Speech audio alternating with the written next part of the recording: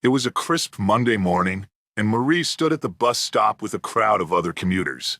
The city was already buzzing with the sounds of early morning traffic, the distant hum of cars, and the occasional honk of a horn. Before we get into the story, comment below where in the world you are watching from today, and if you like this story, don't forget to subscribe. Marie adjusted her coat and checked her watch. She was already running a little late, but she had learned to anticipate delays when catching the bus. The bus she was waiting for pulled into the station with a familiar rumble. The doors opened, and passengers began to shuffle on, some nodding to familiar faces, others lost in their thoughts, their heads buried in their phones. Marie stepped forward, but as she reached the front of the bus, she was stopped by a stern voice. "Backseat. No room up here," the bus driver called out, pointing to the rear. Marie froze for a moment, startled. She had taken this bus many times before, and never had she been told where to sit. Glancing up at the driver, a middle-aged man with a gruff face, she felt a pang of confusion. "But there are plenty of seats here," she said, trying to keep her voice steady. The driver's gaze didn't soften. "Rules are rules. Move to the back, please," he said flatly, not looking at her. Marie's heart raced. She didn't want to make a scene. With a frustrated sigh, she stepped aside and made her way to the back of the bus. As she did, she noticed the other passengers, many of them white, taking seats at the front without a word. Something in her stomach twisted. At the back of the bus, the seats were cramped, and the air felt stuffier, as though the space at the rear of the vehicle was meant for those who didn't belong up front. Marie tried to shake off the feeling of discomfort, but it lingered. She sat down in the nearest empty seat, pulling her bag tightly to her chest. The bus began to move again, and Marie settled into her seat, doing her best to ignore the tension building inside her. As they drove through the city, she couldn't help but notice how the atmosphere on the bus shifted. The driver was polite to the other passengers, offering them a brief nod or a word of thanks as they boarded. But he never once looked back toward her, as though she didn't exist. She glanced around the bus, hoping to find some reassurance from the other riders. But most of them kept their eyes focused on their phones, lost in their own world. A few glanced at her, but quickly turned away when they realized she had noticed. As the bus rumbled along the city streets, Marie's discomfort grew. It wasn't just the physical distance from the front of the bus. It was the sense that she was being treated differently, singled out for something she had no control over. She shifted in her seat, her eyes now fixed on the rearview mirror, watching the reflection of the driver as he steered the bus forward. Seemingly unaware of her discomfort, a thought struck her. Why did he single me out? The next few stops were uneventful. More passengers boarded, and the bus grew more crowded. Yet, not once did the driver ask anyone else to move to the back. The passengers continued to sit where they liked, at ease, while Marie remained in the rear, watching the world outside pass by. Marie's thoughts were interrupted by the jarring screech of the bus's brakes as it came to another stop. A few more people boarded, some standing, others squeezing into the seats beside her. She glanced up, seeing a man in a suit approach the front, his briefcase in hand. He looked like he was in a hurry, but as he reached for a seat in the front, the driver called out. "Back seat," the bus driver said, his voice flat. The man paused, confused. "But there's a seat up here. I'm not standing." "Back. Now," the bus driver insisted, his tone unwavering. The man hesitated, looking around the bus at the other empty seats. But in the end, he sighed and turned toward the back of the bus, silently making his way down the aisle. Marie watched him walk past her, a feeling of disbelief growing inside her. Why was this happening? As he sat down a few rows in front of her, she felt her stomach tighten. She had been singled out. She had been forced to sit at the back while others, without question, sat wherever they pleased. Her mind raced, questions piling up one after another. What had she done wrong? Why was she being treated this way? The bus jerked forward again, and Marie's thoughts turned to the past. Her mother had always told her to keep her head down, to stay quiet when faced with injustice.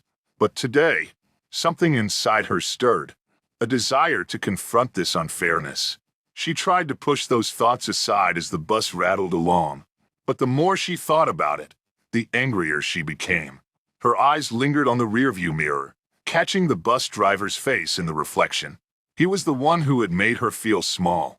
The bus made its way through the city, and soon they reached another crowded stop. More people boarded, some standing, some sliding into the last available seats. Among them was another man, dressed sharply in a suit, carrying a leather briefcase. Marie watched with growing frustration as the man approached the front of the bus and took a seat without hesitation. His face was relaxed, unaffected by the usual chaos of the morning commute. But the moment he sat, the bus driver looked over at him and, in the same authoritative tone, spoke. "Back seat," he ordered. The man, surprised, turned toward the driver, his voice a bit incredulous. "But there's a seat here. I'm not standing." "Back. Now," the driver repeated, his voice hard and insistent. The man hesitated but then, with a sigh, walked toward the back of the bus. He didn't argue, didn't protest. He just moved, his eyes fixed ahead as he shuffled past Marie and took an empty seat a few rows away. Marie felt a strange mixture of disbelief and fury. Why wasn't he treated the same way I was? The injustice of it all weighed on her chest, tightening with every breath. She couldn't let it go. Marie had had enough. The bus was nearing her stop, and she knew she couldn't let this pass without saying something. She stood up abruptly, her feet almost stumbling on the uneven floor of the bus. She wasn't sure what she was going to say, but she knew she couldn't stay silent anymore. Walking down the aisle, she approached the front of the bus, her heart pounding in her chest. The bus driver glanced at her as she approached, his expression unreadable. "Excuse me," she said, her voice a little shakier than she'd intended. "Why did you make me go to the back and not him?" The driver's gaze shifted to her, his eyes narrowing slightly, but he didn't answer right away. He simply stared ahead, keeping his hands on the wheel. "Just follow the rules," he said gruffly. Marie felt a surge of frustration. "But why me?" she demanded, her voice stronger now. "Why do I have to go to the back and no one else does?" The bus driver didn't respond. He just stared ahead, his silence louder than any words he could have said. The other passengers, sensing the tension, shifted uncomfortably in their seats, some pretending not to notice, others stealing quick glances. Marie's eyes locked with the driver's in the rearview mirror. Her voice was firm now, almost daring him to respond. "I'm not going to let this go. You can't treat me like this." But the driver remained silent. Finally, he sighed, his gaze still fixed on the road. "Just sit down, please," he muttered, not looking at her. Marie took a step back, her heart still racing. But something inside her knew this wasn't the end. This was just the beginning. Marie stepped off the bus at her stop, feeling the cool air hit her face. The confrontation still lingered in her mind, and she couldn't shake the anger she felt. She walked briskly toward her office, the weight of the morning's events pressing down on her. She knew she couldn't let it go. She needed to do something. But what? She had seen so many injustices in her life. But this was different. She wasn't going to let him, or anyone else, get away with this kind of treatment. "I need to report him," she whispered to herself, her hand clenched into a fist at her side as she marched toward her office building. She had made up her mind. Later that day, after work, Marie walked into the bus station's customer service office, her heart thudding in her chest.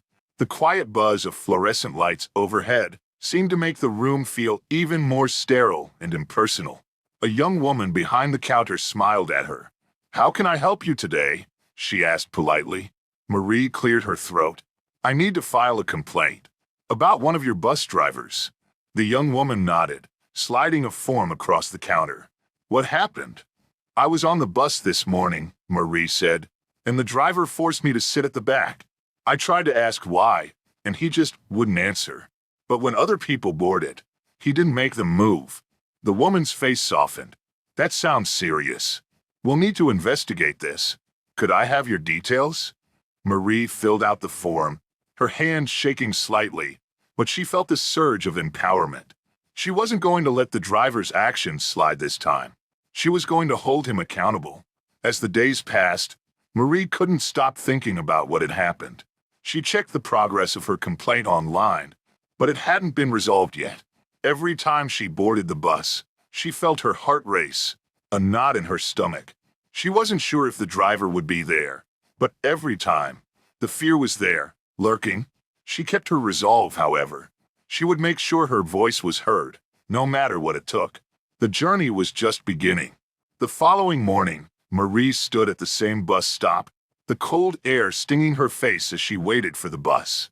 She had reported the driver the day before, but she wasn't sure what to expect. Would he be there? Would anything change? When the bus finally pulled up, her stomach twisted with nerves. The driver was behind the wheel again. It was him. She took a deep breath, pushed past the discomfort, and stepped onto the bus. The moment she stepped on, their eyes met. He didn't say anything at first, but there was a flicker of recognition. Marie walked to the front, keeping her posture straight. "Back seat," the bus driver said, his voice flat and familiar. Marie froze for a second, her heart pounding in her chest. Her legs felt like they were made of stone, but she wasn't going to back down. Not this time. "I'm not sitting at the back again," she said, her voice steady but firm. Not without an explanation. The bus driver's eyes narrowed, his grip tightening on the wheel. The other passengers shifted in their seats, the tension building in the air. "Just sit down," he said, his tone turning sharp. "I don't have time for this." Marie stood there, her resolve hardening. "No, you treated me differently yesterday, and I'm not going to let you do it again." The driver's face turned red, but he didn't say anything. He just looked straight ahead, focusing on the road. Marie didn't move. The silence between them felt heavy, as if the entire bus was holding its breath. Finally, the driver let out a deep sigh, his shoulders slumping slightly. "It's not personal," he muttered under his breath. "Then why me?" Marie pressed. "Why did you make me move, but not others?" He didn't respond, his silence louder than any words he could have said. The passengers, who had been watching the exchange, returned to their quiet, uncomfortable routines. Marie stood her ground, refusing to back down. Later that evening, Marie sat in her living room, her phone pressed to her ear as she waited for Leah to pick up. The call had gone unanswered earlier, and her nerves were frayed from the confrontation. She needed someone to talk to. When Leah finally answered, her voice was warm and familiar. "Marie, what's up? You okay?" "I don't know," Marie said, her voice shaky. "I saw him again this morning, the same driver, and he wouldn't let me sit at the front again." Leah was quiet for a moment, then spoke softly. "That's ridiculous. Did you say something?" "I tried," Marie replied. "I asked him why he was treating me differently, but he just refused to explain. It's like he doesn't care." Leah sighed on the other end of the line. "Marie, you can't let this go. He's going to keep doing this unless you stand up. File another complaint. Talk to someone higher up. Get the media involved if you have to. This isn't just about you anymore. This is about standing up for yourself and for other people who've been through the same thing." Marie leaned back against the couch, the weight of Leah's words sinking in. "You're right," Marie said quietly. "I need to do more. This isn't just about me." The next day, Marie returned to the bus station after work, determined to escalate the issue. As she walked into the customer service office, she could feel the nerves returning, but they weren't as strong as before. This time, she wasn't just complaining about poor treatment. She was standing up for what was right. A different representative was at the counter this time, a young man with glasses who looked like he had just started working there. He greeted Marie politely, but his eyes widened slightly when she began explaining the situation. "I filed a complaint before," Marie said, "but nothing has changed. The same driver treated me unfairly again this morning. He made me sit at the back, even though there were open seats at the front." The representative took out a notepad and started writing down the details. "I'm sorry to hear that. We'll investigate further, but we might need more information. Can you describe the interaction?" Marie nodded, taking a deep breath. "He told me to go to the back, and when I asked why, he didn't give me a reason. He told me I just needed to follow the rules. But when others boarded, they didn't have to sit at the back." The representative paused, looking up from his notes. "I understand. This is certainly concerning. We'll take your complaint seriously, but it might take some time to process. Marie nodded, trying to keep her frustration in check. She could feel the heat in her chest rising again. She wasn't going to give up. Not now. I'll be waiting for your response, she said firmly before turning to leave. The following week passed slowly for Marie. Every morning as she stood at the bus stop, she wondered if the same driver would show up. The thought made her stomach churn, but she tried not to let it show. She had filed her complaint. She had spoken up.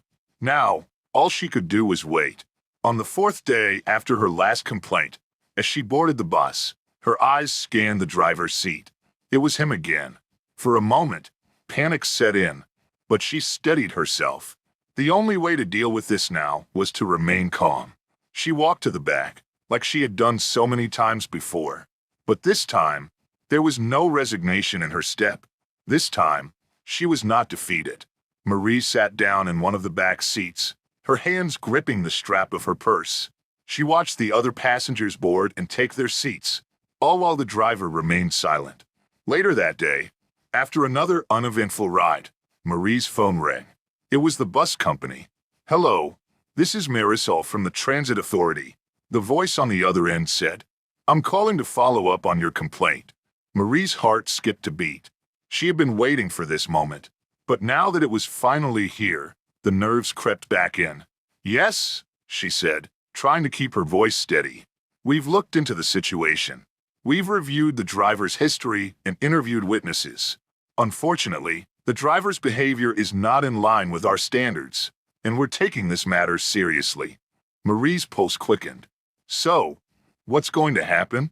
"We're going to issue a formal warning to the driver, and he'll be retrained on how to interact with passengers," the representative said. "We take discrimination claims very seriously, and we want to ensure that everyone feels safe and respected on our buses." Marie exhaled deeply. It wasn't the resolution she had hoped for, but it was something. The driver wouldn't be allowed to continue his behavior without consequences. "Thank you," Marie said, her voice softer now. "I appreciate you taking this seriously." A few days later, Marie boarded the bus again. This time, there was something different in the air. The bus driver didn't acknowledge her directly, but there was a subtle shift in the way he acted. He was still distant, still focused on the road. But there was no longer that edge of hostility when she walked past him. Marie took her seat at the front, her heart no longer racing. She had taken a stand, and while the driver wasn't perfect, there was a quiet victory in knowing that her voice had made a difference. She didn't know what would happen next, but she felt stronger, more confident in her ability to confront injustice when it appeared. As the bus continued on its route, Marie stared out the window, reflecting on what had happened. She had stood up for herself, and in doing so, she had stood up for something greater. Change, no matter how small, was still change. And it was a start. As the days passed, Marie started to notice a subtle change in the way people interacted on the bus. There were no more subtle looks when she boarded, no more whispers or uncomfortable silences. The other passengers seemed more at ease, less distracted by her presence. Perhaps the bus driver's behavior was a part of a larger cultural shift, or perhaps it was just the ripple effect of one woman's decision to speak up. Either way, Marie knew her actions had sparked something. Marie woke up one morning, feeling different. She felt empowered. The bus ride had become just one part of her journey, but it was a significant one. She had taken a stand against the injustice she had experienced, and that had made all the difference. As she left her apartment and walked to the bus stop, she knew one thing for sure. This was just the beginning. She was ready for whatever came next. Marie's experience on the bus had sparked a chain of events she hadn't anticipated. The day after the bus driver received his warning, she got a text from Leah, who had been following the developments closely. "You won't believe this," Leah texted. "I was on the bus today, and the driver was actually nice to everyone. I've never seen him so polite." Marie smiled at the text but quickly typed back, "Maybe he's just being careful. He knows people are watching." Leah's reply came almost immediately. "That's still progress. You made him change his behavior. You should be proud of yourself." Marie stared at her phone for a long moment. A part of her still felt uneasy. She had hoped for more than just a small shift in the bus driver's demeanor. But Leah was right. Change, even if it was subtle, was progress. And for the first time in days, she felt a sense of hope. Later that afternoon, Marie sat down at her desk with her lunch, scrolling through her phone when she saw an article from the local news outlet. It was about her bus driver incident. The headline caught her eye. Local woman confronts discrimination on public transit. A victory for passengers everywhere? Marie clicked on the article, her heart pounding. It described her experience in great detail, how she had been singled out by the bus driver, how she stood up for herself, and how the transit company had responded with a formal warning. The article also quoted some of the witnesses who had seen the interaction. Marie felt a wave of emotion hit her. She hadn't expected the story to spread like this. She hadn't expected to become a symbol for anything. The article ended with a statement from the bus company, promising that all drivers would undergo sensitivity training. The last paragraph, however, was the one that made her pause. This case highlights a larger issue of racial inequity in our city's public transportation system. Advocates for minority communities are calling for greater oversight and stronger policies to ensure fairness for all riders. Marie leaned back in her chair, her hands trembling slightly. She hadn't intended to start a movement, but it seemed that was exactly what was happening. Her story was resonating with people. She wasn't just an individual now. She was part of something bigger. A week later, Marie attended a community meeting held by a local group focused on civil rights. The meeting was held at a community center, and when she arrived, the room was already filled with people from different walks of life, all discussing issues of inequality and social justice in the city. Some were activists, some were just concerned citizens, and many were people of color who had experienced similar forms of discrimination. Marie sat at the back of the room, feeling a little out of place. She wasn't sure what to expect, but she had received an invitation to speak about her experience on the bus. As the meeting began, the facilitator, a middle-aged woman named Karen, introduced the topic for discussion. We're here today to talk about ways we can improve public transportation for all residents, particularly those who face discrimination daily. Marie, would you like to share your story with us? Marie stood up, her hands shaking at first, but she forced herself to take a deep breath. She was about to speak in front of a group of strangers about something deeply personal, and she felt both terrified and empowered at the same time. Taking the microphone, she cleared her throat. I didn't expect to be here today, but what happened on the bus? It made me realize how many people are dealing with things like this every day. I wasn't the only one. I just happened to speak up. Her voice trembled at first, but as she continued, the room grew quiet. I'm not here just to talk about what happened to me. I'm here because we need to address the larger issue. We need to make sure that everyone who rides the bus, who uses public transportation, feels like they're being treated equally. The truth is, people like me, Black women, are often singled out, and it needs to stop. The room was silent for a moment before Karen spoke up. Thank you for sharing that, Marie. It takes a lot of courage to speak out. We need more people like you in this fight. It's not just about one bus driver. It's about the system that allows this behavior to continue unchecked. Marie sat down, feeling a strange sense of relief. For the first time, she wasn't just one person speaking into the void. There were others who shared her concerns, who understood what it was like to feel marginalized. And together, they could do something about it. The following weekend, the community group organized a peaceful protest in front of the local transit headquarters. They were demanding that the city implement stricter rules and oversight for public transportation, ensuring fair treatment for everyone, regardless of race or background. Marie wasn't sure if she should go at first. The idea of standing in front of a crowd, protesting, felt overwhelming, but she remembered her own voice, her own fight for fairness, and she knew she couldn't sit back now. She arrived early, standing near the front of the crowd as people gathered with signs reading, "Fair treatment for all riders," and "Equality on public transit." The atmosphere was peaceful but determined. She could hear the chants growing louder, the sense of solidarity building. As the protest began, Marie stood tall, holding her sign, feeling more powerful than she ever had before. She wasn't just fighting for herself anymore. She was fighting for every person who had ever been overlooked, every person who had been treated unjustly because of their race. She looked around and saw people from all walks of life, black, white, Latino, Asian, united in a shared goal. They were demanding change, and Marie was proud to stand with them. The protest garnered media attention. News outlets across the city picked up the story, and soon Marie found herself being interviewed by a local news station. Sitting in front of the camera, she was asked questions about her experience, her decision to stand up, and her thoughts on the future of public transportation in the city. "What do you hope comes out of this?" the reporter asked. Marie paused for a moment, thinking. She had come a long way since that first uncomfortable confrontation on the bus. She had gone from feeling powerless to feeling like a catalyst for change. She had found her voice, and she was using it. "I hope this isn't just about me," she said, her voice calm but firm. "I hope this sparks a larger conversation about race, equality, and fairness in this city. I hope that when people ride the bus, or walk down the street, or go to work, they feel like they belong. No one should have to be afraid or uncomfortable because of who they are. We deserve better." The reporter nodded, impressed by Marie's clarity and strength. As the interview ended, Marie stepped off the set, her heart pounding. She knew this was just the beginning. Her story was making waves, and she wasn't going to stop until real change happened. Weeks passed, and the buzz around Marie's story continued to grow. The transit company had implemented sensitivity training, and a new policy was introduced requiring drivers to check in regularly with dispatchers if any complaints were filed. While some changes were small, it was clear that the pressure was mounting.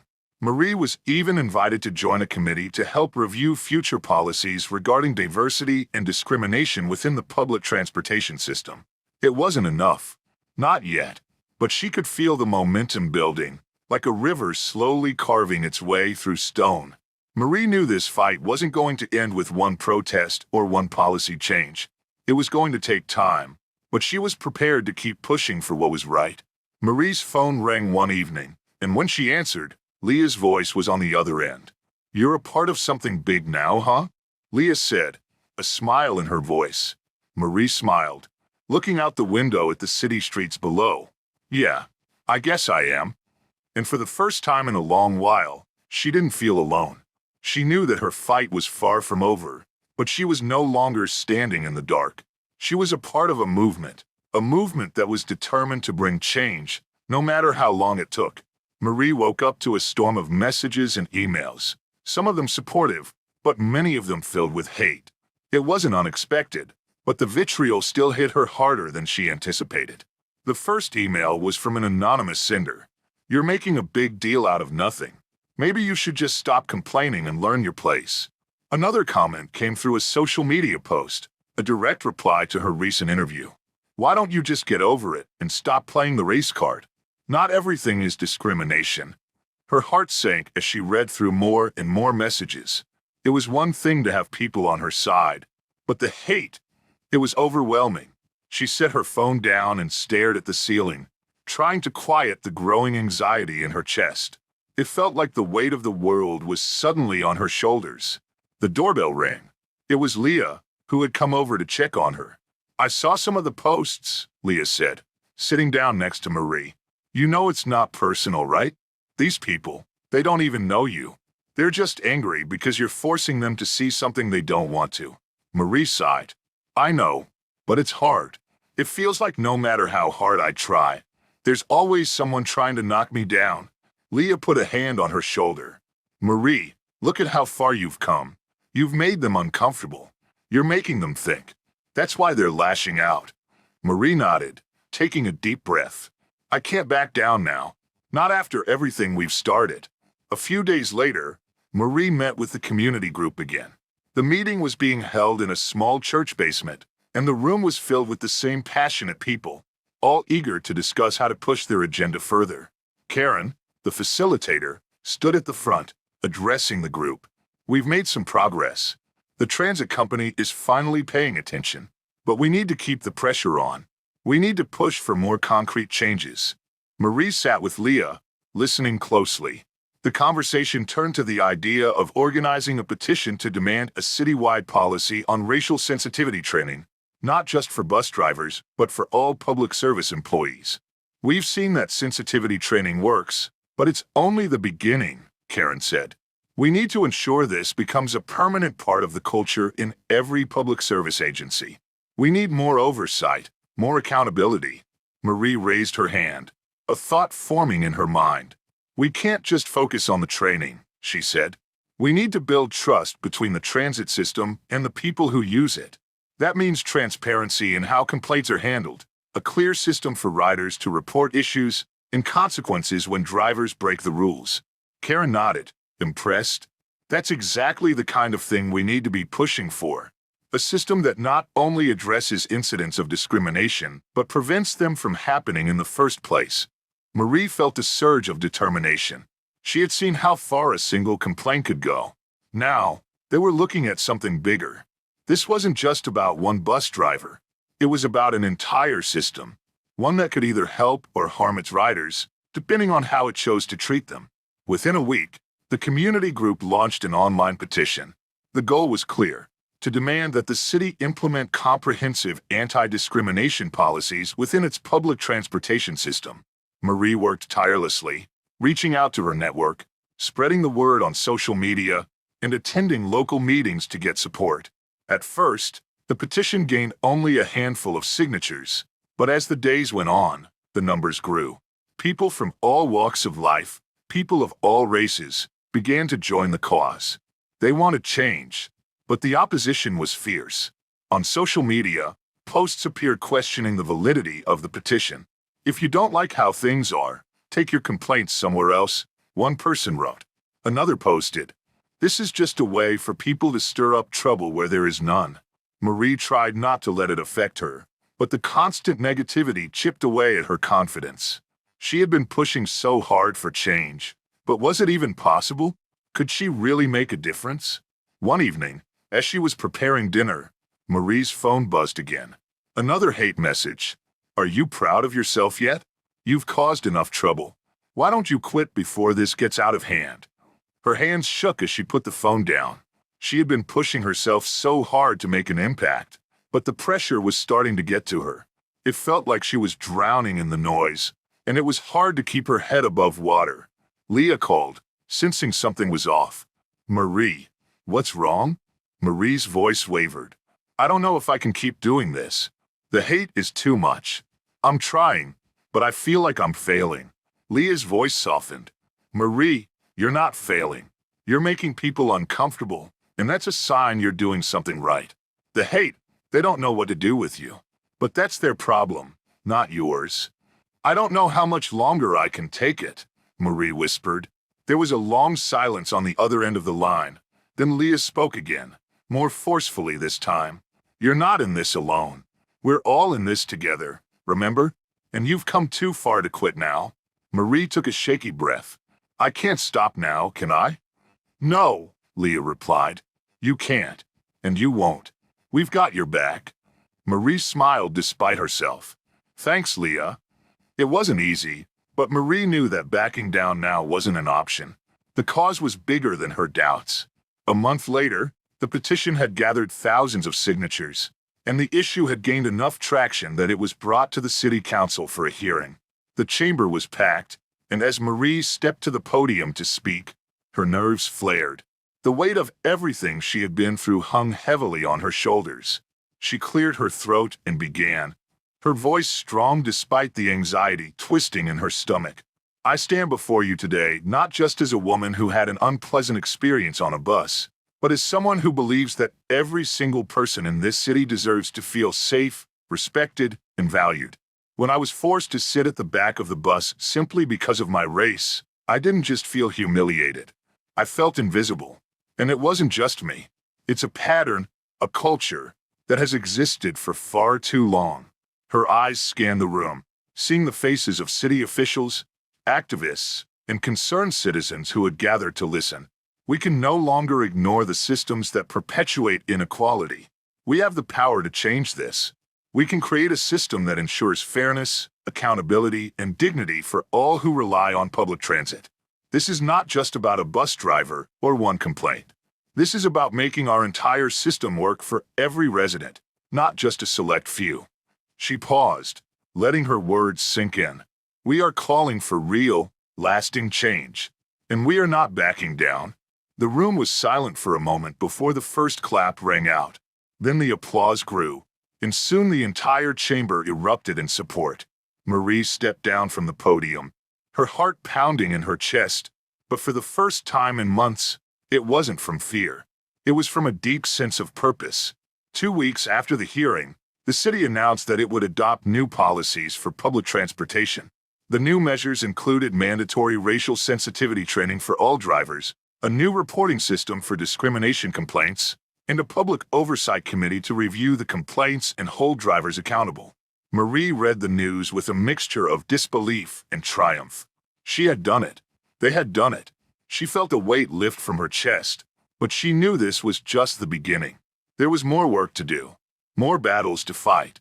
But in that moment, she allowed herself to feel proud. Leah called her later that day. "You did it," Leah said, her voice full of joy. "We did it." Marie smiled, looking out the window at the city skyline. "Yeah, we did."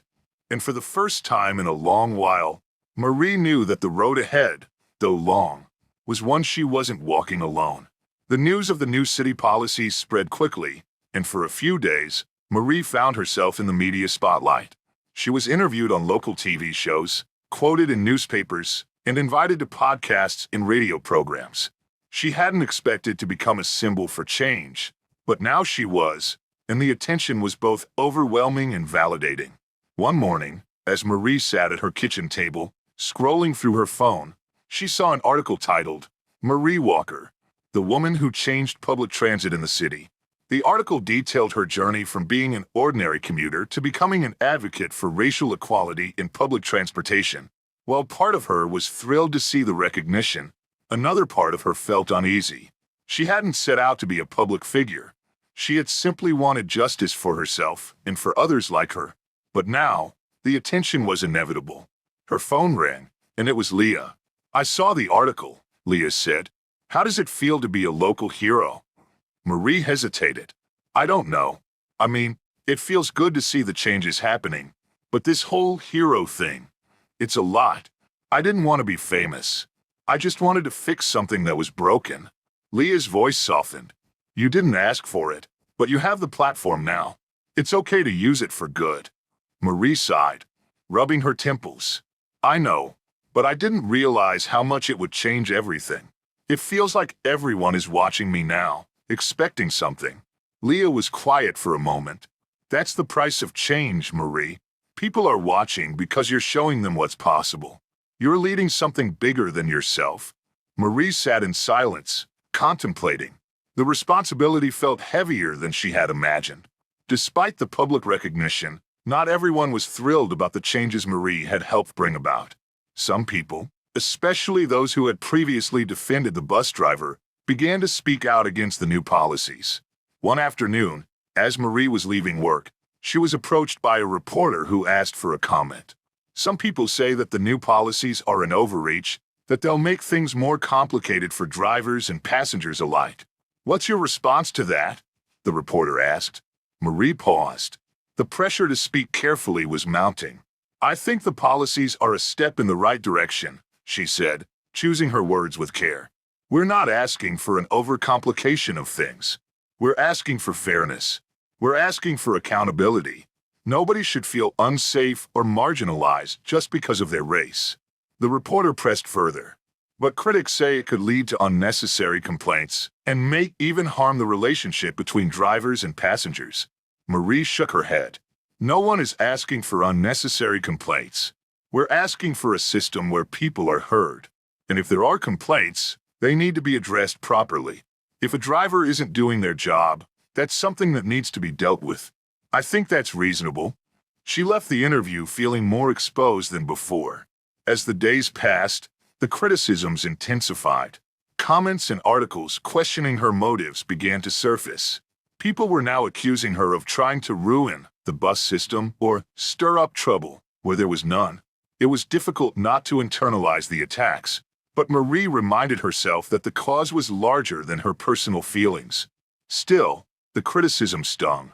As the group of activists and community leaders who had helped push for the changes began to expand, tensions began to rise. Some members felt the policies were just the beginning, while others thought they should focus on different issues, like better access to public housing or healthcare. At one of the group's strategy meetings, Karen, the facilitator, raised an issue. "We've made huge progress with the transportation changes, but now we need to figure out where to direct our energy next," Karen said, looking around the room. "Public housing? Healthcare? Or is it time to move on to something else?" Marie felt a pang of discomfort. The pressure to choose the right cause was growing. "I think we need to keep pushing for racial justice across the board," Marie said, her voice steady but uncertain. "The bus policies are just one piece of a much bigger puzzle. We need to think about how we can challenge systems that affect people's lives every day: housing, education, jobs." But not everyone agreed. Some members argued that it was time to focus more narrowly on a specific cause, while others pushed for broader goals. The disagreement started to feel personal, and Marie began to realize that change wasn't just about getting the policies in place. It was also about managing differing visions for the future. Marie was at home one evening when there was a knock at the door. To her surprise, when she opened it, it was the bus driver, the very one who had forced her to sit at the back of the bus months ago. He stood there, awkwardly shifting on his feet. Ms. Walker?" he said, looking down at the ground. "I know we haven't exactly gotten along, but I wanted to apologize for the way I treated you." Marie blinked, taken aback. She hadn't expected this, especially not after everything that had happened. "I've been thinking about it," he continued, "and I realize now that I was wrong. I didn't mean to hurt you, but I did. I understand why you did what you did now. I've been trying to be better." Marie stood silent for a long moment, unsure of what to say. Part of her wanted to accept his apology right away, but another part of her felt conflicted. "You're the one who had to face the consequences for what happened," Marie finally said, her voice quiet but steady. "And I hope you really take this time to reflect on your actions, not just for me, but for everyone you encounter." He nodded. "I will. I just wanted you to know that I'm sorry." Marie watched him walk away, the apology hanging in the air, unfinished in some ways but meaningful in others. It was a reminder that, while the system had changed, the personal dynamics between people would always be more complicated. As Marie navigated her new role as a community leader and advocate, she struggled with the emotional and mental toll the work was taking. Every decision felt weighted. She found herself questioning if she was making the right choices, whether she had the energy to continue, and whether her efforts were truly making a difference. One afternoon, after a particularly draining day, she went for a walk through the park, needing some time to clear her head. She sat down on a bench, watching the children playing in the distance. She thought about how far she had come. From the terrified woman forced to sit at the back of the bus to the woman standing in front of city council demanding change. But the victories also came with a cost. She had lost part of herself in the fight. Her sense of calm, her sense of privacy, and some of her joy. It felt like every day was a battle now, and the line between being an advocate and being just another tired person was becoming increasingly blurred. But even as the fatigue set in, Marie realized something important. Change wasn't just about the big moments. It was about the small victories, the daily struggles, and the resilience to keep going even when the path was unclear. She wasn't done yet. Months later, the policies had become a part of the city's fabric. The training programs for drivers were now a standard practice, and the transit company had seen a significant decrease in discrimination complaints. While the road to change had been difficult, the results were undeniable. Marie sat in the same bus she had been forced to move to the back of months ago, now able to sit anywhere she wanted. She could still feel the weight of the responsibility she had carried for so long, but there was also a quiet satisfaction in knowing that she had played a part in changing the system. She looked out the window, her heart steady. There was still work to be done, but Marie had found her place in the fight for justice, and she was ready to continue, one step at a time. Months after the new policies had been implemented, the city held a celebration in honor of the positive changes made in public transit. The event was held at a large outdoor plaza, with speakers, food vendors, and local performers. The mayor gave a speech, commending the community for coming together to address issues of fairness and equality. Marie stood with Leah near the stage, watching the festivities. A few months ago, she never would have imagined herself at the center of such a celebration. But now, standing amidst people from all walks of life, she couldn't help but feel a deep sense of pride. The mayor stepped up to the podium and began speaking.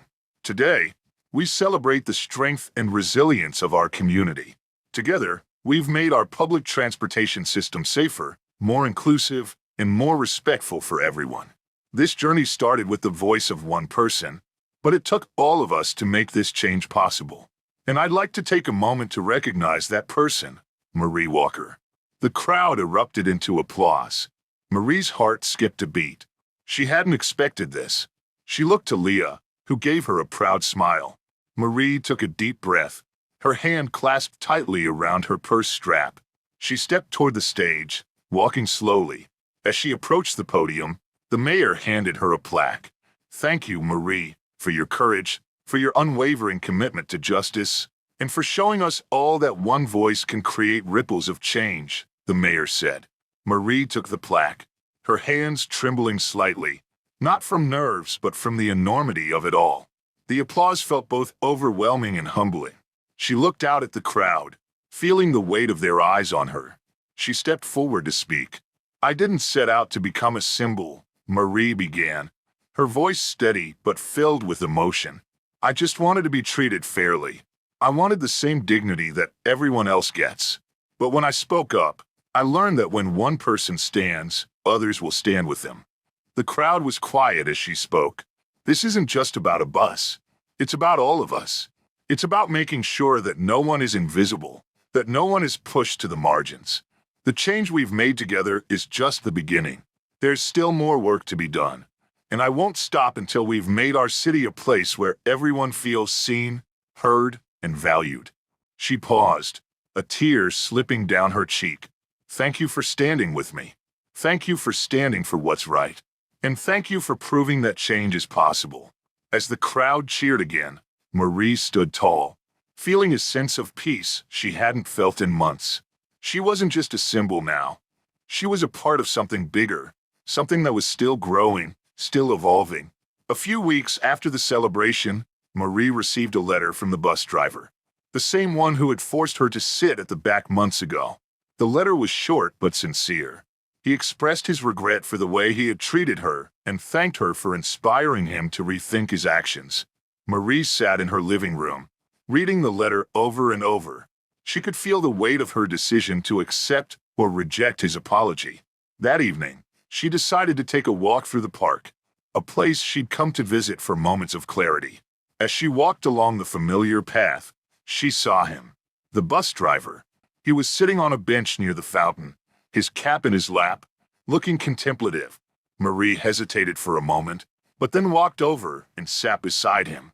"You really meant it, didn't you?" she asked softly, her eyes focused on the fountain ahead of them.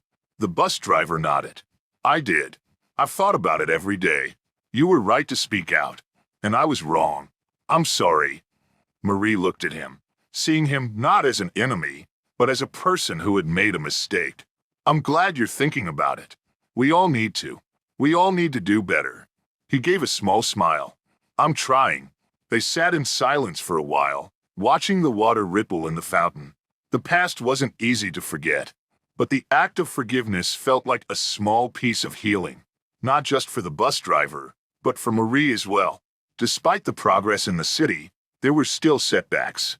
Some of the backlash against the new policies hadn't fully subsided, and there were still people who resisted the idea of systemic change. The journey of advocating for change was never simple, and Marie knew that. But as she reflected on everything that had happened, from the bus incident to the citywide policies, she saw how far they had come. It wasn't just about one victory. It was about creating momentum for future changes. The city was still learning, and so was she. Marie had received offers from various organizations to join their boards or lead initiatives related to civil rights and community advocacy. The opportunities were many, but Marie found herself at a crossroads. What path would she take next? Where would her journey lead now that the initial battle had been won? Sitting at her kitchen table, she pulled out her journal, something she hadn't done in months. She began to write. I've learned that change is not a single moment. It's a process. It's an ongoing struggle to make things better, even when it seems impossible. And sometimes, the most important change happens within ourselves. I've found strength in speaking up, and I've found power in listening to others. I don't know where this journey will take me, but I'm ready for what comes next. The doorbell rang. It was Leah, holding 2 cups of coffee. You ready for the next chapter? Leah asked, smiling. Marie stood up, smiling back. I think I'm ready. As they sat down together, Marie realized that no matter where the road led, she was no longer alone. There were others who would walk beside her, each with their own stories, their own struggles, and their own determination to make things better. Together, they would continue the work of building a better future. Months later, Marie received an envelope in the mail. It was from the mayor's office. She opened it and found a letter of appreciation for her continued efforts and a certificate acknowledging her as a Community Leader of the Year. But it wasn't just the recognition that moved her. It was the letter that came with it. The letter said, "Because of your courage and leadership, our city is a better place today. The changes you helped create have affected more lives than you know. The ripples of your efforts are still being felt, and they will continue to be for generations to come. Thank you for inspiring us all." Marie held the letter in her hands, a quiet smile playing on her lips. She didn't need accolades or praise to know that she had done something important. She had changed the system, but more importantly, she had changed the conversation about equality and justice. As she looked out the window at the bustling city, she felt a deep sense of fulfillment. There was still so much to be done, but she had been a part of something significant. She had spoken up, and because of that, things were different now.